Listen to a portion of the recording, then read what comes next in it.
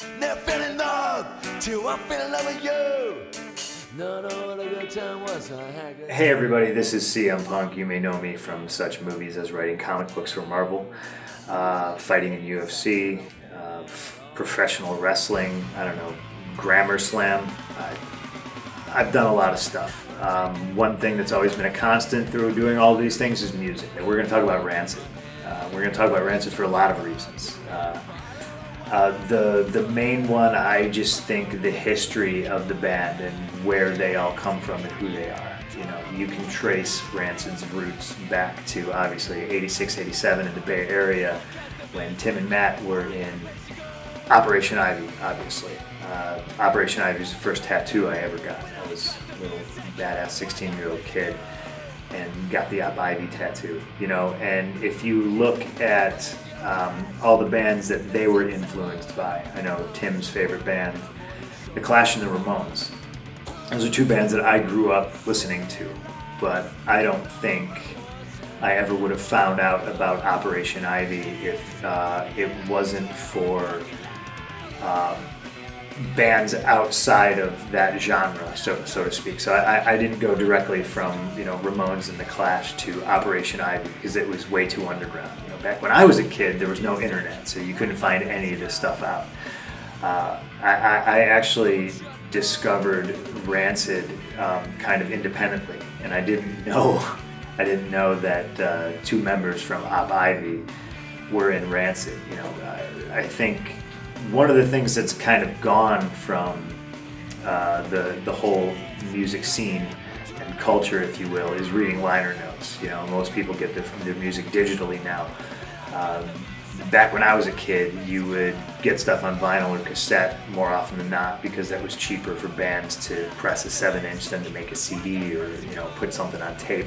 And you would read liner notes. So if you had a band that you were into, whether they were local or mainstream or whatever, you would read a liner note, and the bands that they thanked, I would go out sight unseen and buy all these albums. So from a RANCID liner note, I immediately was just like Voodoo Glow Skulls.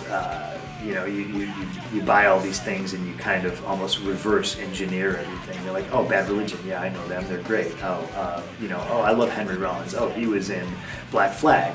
And you go down the line, and you can do this with really any band. You can do this with the Misfits, so to speak. And like I said, no internet. So when I was a kid, I was 5 when the Misfits broke up. You know what I mean? So I got into the Misfits later, but finding out that Glenn Danzig goes on to have almost 2 separate other careers with 2 separate other completely different bands, it's kind of an interesting thing. Now, RANCID, I think embodies what punk rock is all about. It's just about do it yourself. They started from the bottom.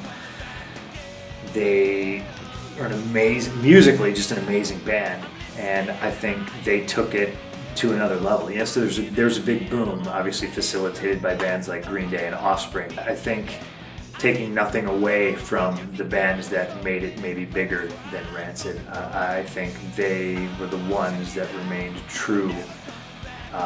Not that any other band didn't remain true, but they're just to me, they were always just more punk rock. They always were the ones. They weren't trying to get that big record deal. They were just making the music that they loved and that they grew up on.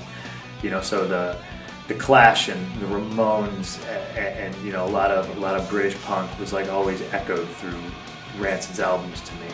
So now it's interesting to see that everything's progressed to where there's great bands that have been influenced, by RANCID. So it all just makes me feel really, really old, But I think when I look back on it, I think they're going to be one of the most influential, important bands of my time. I look at The Clash and Joe Strummer and like what they did musically, and I think you fast forward a couple decades, I think RANCID is still carrying that torch. So to me, that's why they're amazing. That's why they're one of my favorite bands. I'm never coming back.